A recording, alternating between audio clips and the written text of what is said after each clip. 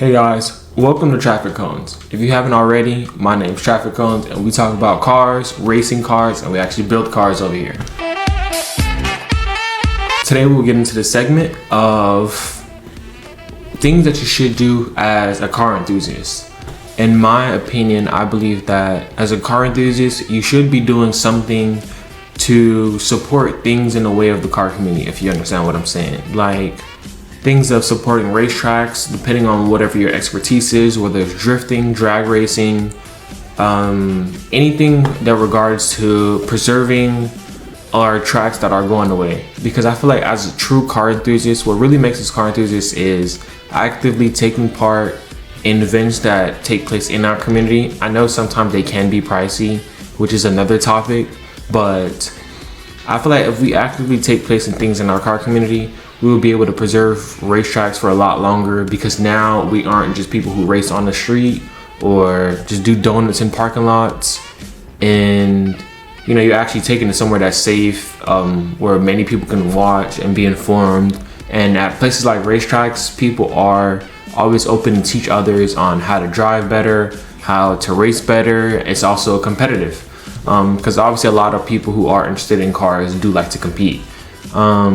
Because the thing that I noticed, especially on social media going on, is like the cutting up in traffic, the takeovers, parking lot meets now being able to be you can't even do a parking lot meet, is what I'm saying, without someone coming through and ripping a fat burnout. And I feel like that overall ruins the community. Another thing is also pricing. I made a video on that before about pricing and inflation. But pricing with cars are kind of crazy in my opinion. But back to what I was saying before. I feel like we actively take part in our community by supporting our local racetracks, and just being involved in that way of the community. Because the more and more people take it to the streets and destroy the public of, just leaving tire marks in especially high residential neighborhoods, or they pay millions of dollars to stay in this area. I feel like that ruins it a lot, because now, I don't know if you guys see, because I'm in the state of Florida, but now if you're at a road racing event or just drag racing on the street, which used to be just a quick little race, now you can get a spectating fee, which is $500 to $700. Your car gets impounded, and it's almost like Cali laws are coming to Florida, which is extremely crazy. But I feel like if we were able to take all of that to the racetrack, it would preserve the tracks, if you get what I'm saying. Because as of right now, a lot of the tracks, especially near the main locations, one, they do charge a lot, I'm not even gonna lie to you, but I don't know if we could probably figure out a deal or something. But the more we don't use those tracks, the less of tracks we have, and eventually that large amount of land does get sold to real estate developers, and completely abolishes everything. So I feel like we need to get back to our old roots of how it was in the past, and being able to actually get tracks back on the map and preserve tracks long enough. Because if we don't use them, it'll be like a short burst. We're here, we're open, but then a year later it's gone, which sucks. Because there's a lot of people who do want to get into new things. Like me, I just started autocross last year, and I feel like me taking it to a track actually helped me get better at driving. Obviously I still do my tailgate in Mexico, of course, which is probably going to be a given, but at the same time, it's almost like you do your tailgate and you're gone.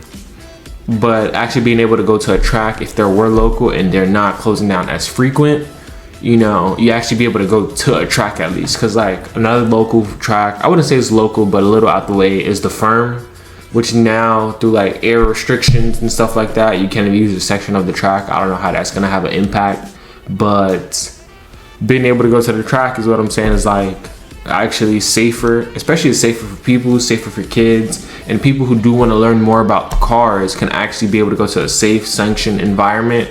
Because I watch a lot of drag racing, and even in the Louisiana drag race, where they full-blown gambling on the track, or just large pots where it's 80,000, 40,000 pots, they're actually in a safe, controlled, sanctioned environment where there's EMS staff, there's security, there's no harm, no foul. You don't see people just getting shot. versus like the takeover, which is on the street, no security. You got little kids like, I don't know, 13, 14, 15 with switches, which is absurd. You know, like that's an issue. Like, you know, innocent bystanders who people like, I seen a video in Cali where this guy jumped on this woman's car, and I was like, yeah, that's crazy. Like, they just boxed her in and just started jumping on her car.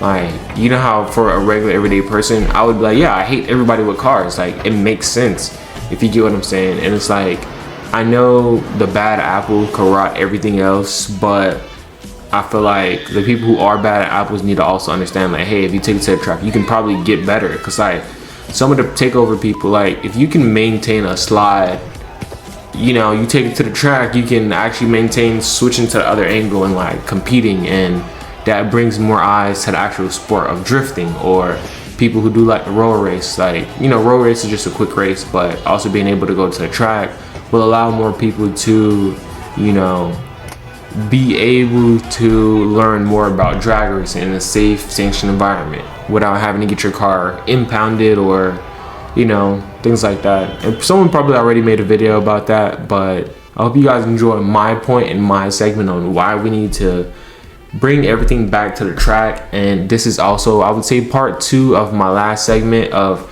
basically being able to figure out ways to revive the car community. Thanks for watching. Hope you guys like my intro, and subscribe and leave your comments down below on what do you think like other people should also do to take and save and preserve the car community, if you get what I'm saying.